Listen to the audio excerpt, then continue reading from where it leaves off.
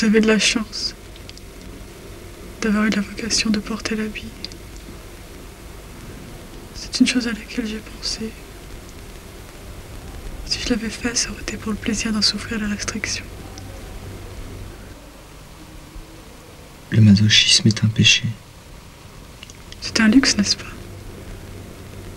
Je ne voulais tout de même pas entrer en religion pour de telles raisons.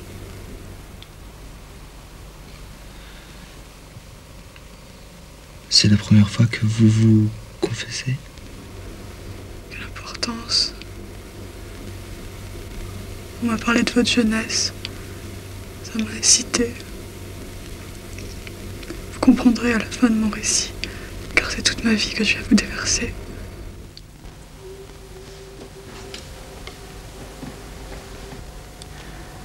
Mes premiers péchés remontent à l'époque où j'étais une petite fille, tout aussi candide que cruelle. Je me procurais une excitation immense à torturer les petites bêtes. Je leur arrachais les pattes une par une. Je séparais de force ceux qui s'accouplaient, ceux qui, m'a-t-on dit plus tard, leur sectionnaient les parties. Je les écrasais doucement pour en faire sortir cette matière jaune dont la vue me régalait.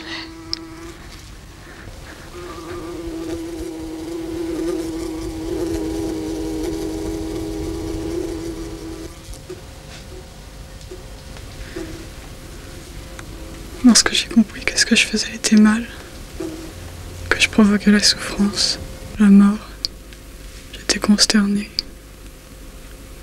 Non seulement que je me faisais horreur, mais je découvrais tout à coup combien mes plaisirs n'étaient basés que sur l'accomplissement du mal.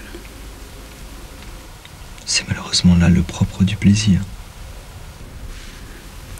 Voyez-vous, dans mon esprit d'enfant, il m'était impossible de comprendre pourquoi les hommes ne croyaient leurs églises dédiées qu'à Dieu. Ne sont-elles pas ornées de petits démons? J'avais fait croire à ma meilleure amie que les bouches des gargouilles étaient garnies de crocs en or, comme elle voulut aller en arracher, elle a dégringolé. Elle n'est pas morte, c'est bien pire.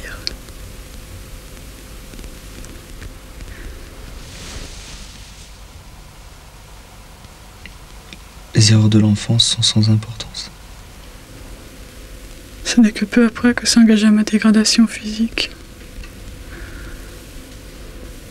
En revenant de Venise, dans les vapeurs des eaux troubles m'avaient pénétré les os. J'en pris une tuberculose lente qui s'attarde encore à me dévisser la gorge. Mais cela m'a été bien utile plus tard, servant de prétexte à éviter les efforts de société.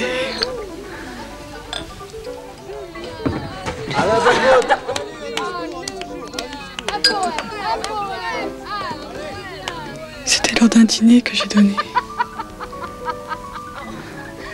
Après avoir bien commencé, les conversations sont peu à peu devenues creuses et piquantes, pour enfin tourner en une des plus classiques orgies. Quelle déception de mon père que de voir ses amis ainsi bêtement livrés à de si tristes banalités.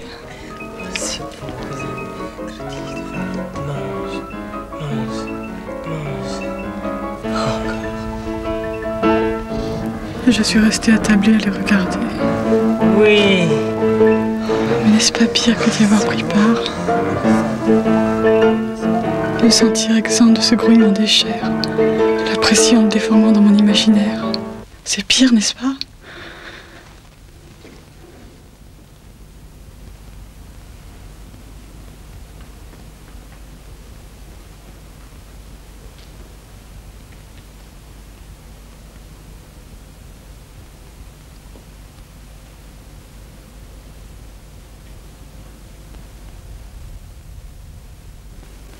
Prenez-vous du plaisir à entendre ces confessions?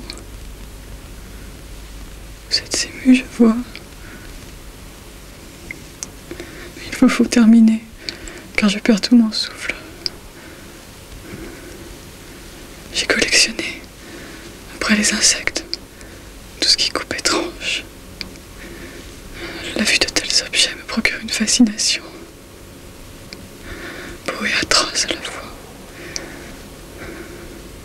Parfois, je n'y tiens plus. Regardez.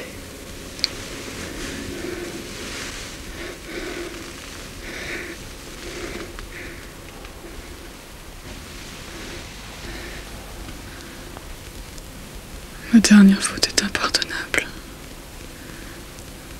Vous ne pourrez pas me donner l'absolution. Il y avait la nuit dernière un bal en campagne. Comme une fois de plus, je ne pouvais partager la joie de ces gens. Je me suis éloignée. Il y avait cet air de violon fou qui me revient souvent.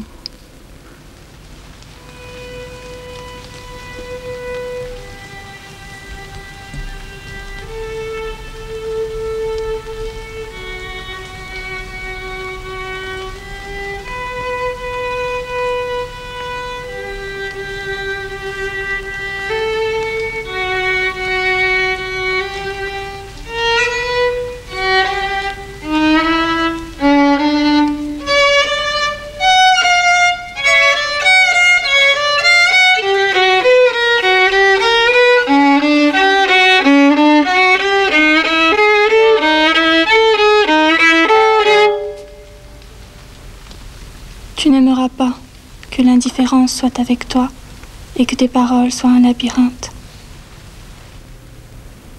Elle récitait la description de ma personne entière. Et ce n'était que vide, que mort. N'y a-t-il pas pire péché que de se donner la mort ?